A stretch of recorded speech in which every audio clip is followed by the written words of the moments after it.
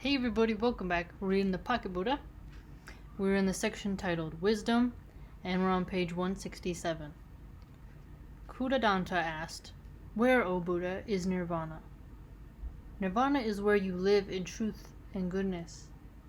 Then, pursued Kudadanta, "if I understand you correctly, Nirvana is not a place. In that case, because it is nowhere, it does not exist."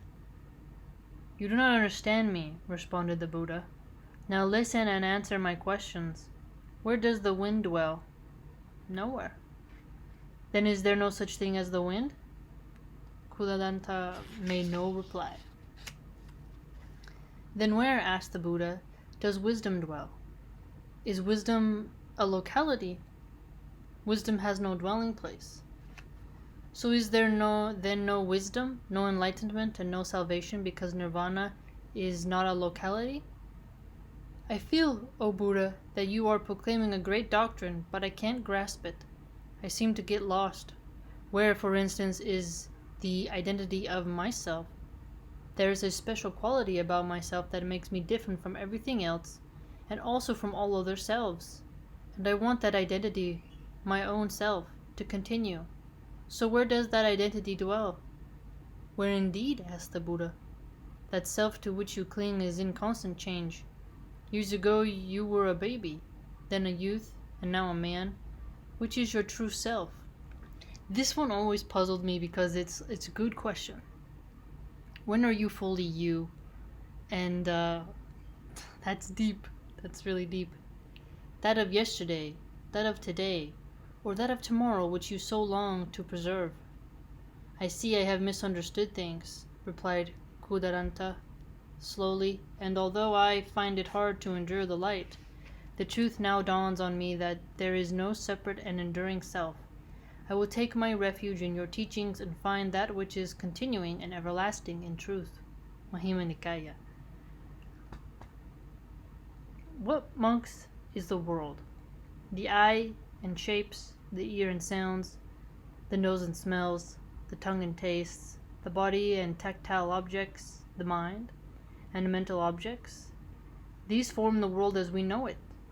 When an eye and shape are there, then the consciousness of seeing arises. From this consciousness comes sensation. From that which is sensed is thought over. That which is thought over is projected outward as the external world. It's a good question. All the different aspects of our senses, we define the world, but there's also different creatures that have different, aspects of them and their consciousness.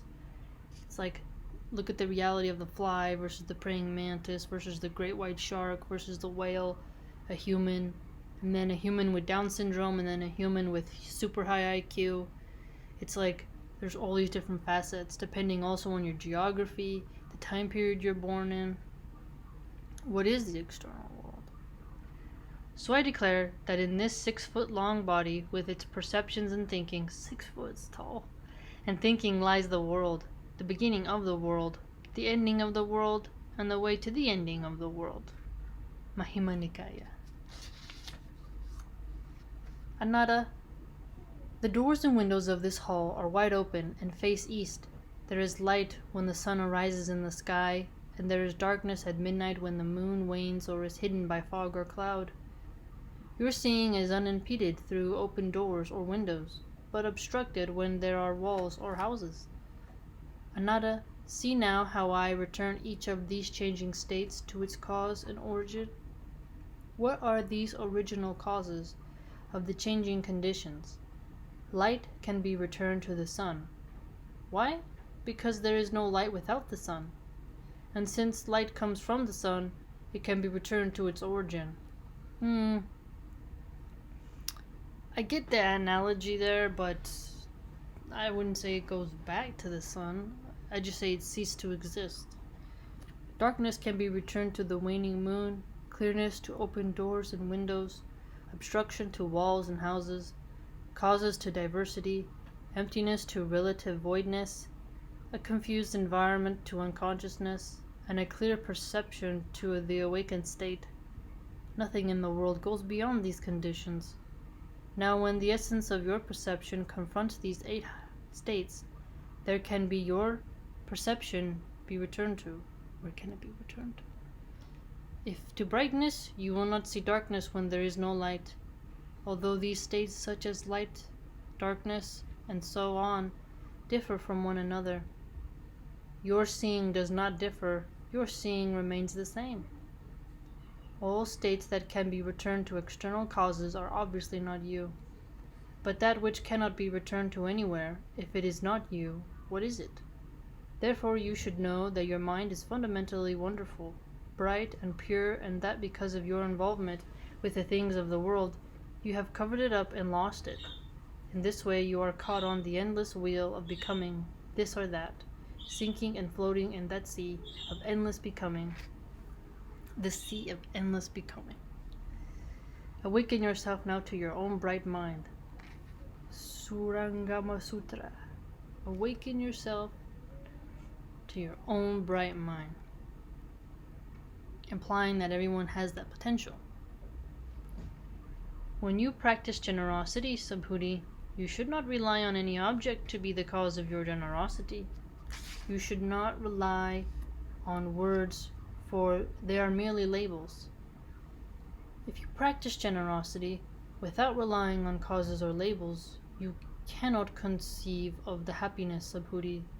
Do you think that the space in the east can be measured? No, honored one. Can the space in the west, the north, or the south, or up above or down below be measured? No, honored one. In the same way, Subhuti, if you do not rely on any concept when practicing generosity, the happiness that results is as immeasurable as space. Diamond Sutra. The happiness that results is as immeasurable as space. The clear, calm, stainless, moonlight quality, where the shackles which bind the person to becoming this and that, one thing after another, are dropped and allowed to go, this is what I call wisdom. The one who has gone beyond the rough and dangerous cycle of delusion and repetition, who has left it behind, the one who is contemplative, ungrasping, and doubt-free, this one I call wise. Sutta Nipata. Contemplative, ungrasping, doubt-free, wise. Subhuti asked, is it possible to find perfect wisdom through reflection or listening to statements or through signs or attributes, so that one can say this is it or here it is? The Buddha answered, no, Subhuti. Perfect wisdom can't be learned or distinguished or thought about or found through the senses. That one I would a little disagree with. If you can't learn it, it can't be distinguished, it can't be thought, and it can't be found. It's like, okay, now what are we getting at here? This is because nothing in this world can be finally explained. Yeah, wisdom doesn't have to be final, I would say.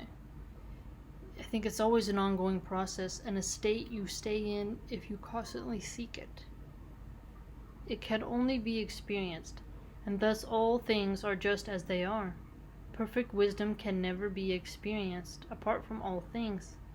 To see suchness of things, which is their empty calm being, is to see them just as they are. It is in this way that the perfect wisdom and the material world are not two, they are not divided. As a result of suchness of calm and empty being, perfect wisdom cannot be known about intellectually. Nor can the things of the world, for they are understood only through names and ideas. Where there is no learning or finding out, no concepts or conventional words, it is in that place one can say there is perfect wisdom. Ashtasahariska. I disagree with that. I really do. I don't know, that seems like just ramblings. Because wisdom, you learn and then you become wise. It's an acquisition. It can be granted and strived for and preserved. So it's something tangible in a sense where it's a method and a mode. So I disagree. When a person has lived properly and act generously, he grasps the way things are. He is not dependent on attachments. He is free from anger and aversions. What he does becomes perfect action. The pureness of perfectly balanced action. So, pure, perfect, and balanced actions.